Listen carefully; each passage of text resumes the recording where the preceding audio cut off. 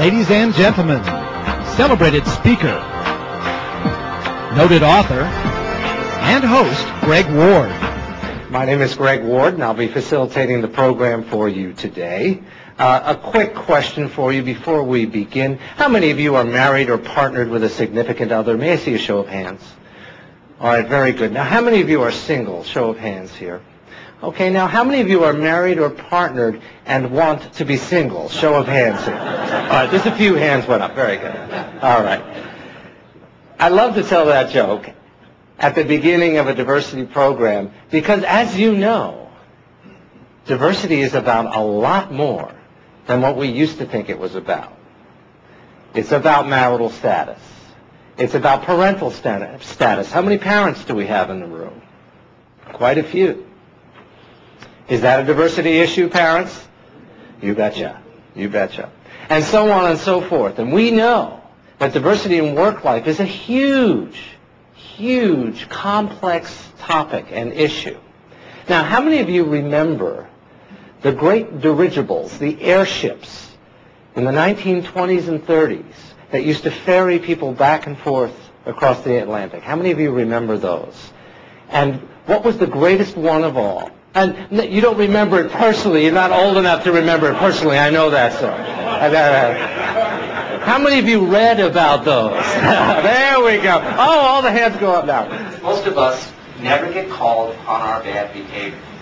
Most of the time, we allow people to just get away with it because it's not clear whether we should be doing anything about it, and we're uncomfortable. How many of you are conflict averse? How many people hate conflict? Yes, it's statistically right, about 99.9% of the population. Okay. So most of us are afraid to step in there and say, hey, Tori, you know, the language is inappropriate. We need to stop. But we find when you use this technique, people actually respond very positively. They don't feel disrespected by you if you straight talk them. And they usually don't engage in the behavior again. Usually. There's always a few psychopaths out there who are just going to ratchet it up and make your life even more miserable. I serve a number of different companies as a diversity advisor and consultant. And recently I was working with a very large bank. And I was asking them, what does it cost you with your customers when one of your frontline people fails to take advantage or leverage the diversity of your customers? And the bank president stood up and he said, let me tell you a story. Not long ago, we had a young lady walk into one of our branches looking to cash a rather large check. This young lady was not a client, customer of this bank. However, the check was written from this bank. And she had pierced here, she had a piercing here, she had blue hair, and she had a kind of ripped outfit on, just torn and just very interesting looking. So apparently she went to the teller to cash the check, and the teller helped her.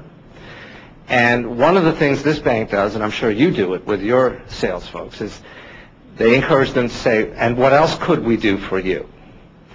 But this teller was so put off by the piercings and the hair and the way she was dressed, the teller just said, here's your cash, thank you very much, and goodbye. And that woman walked out. Well, about 2 weeks later, the branch manager received a letter from that young lady's mother. And the letter said, I had sent my daughter to cash a check, which had recently come from my late husband's estate. We were interested in opening up a number of investment accounts with your firm. However, my daughter felt that you weren't interested in serving her. So the president told that story, and he said, what did that cost us? What did that cost us?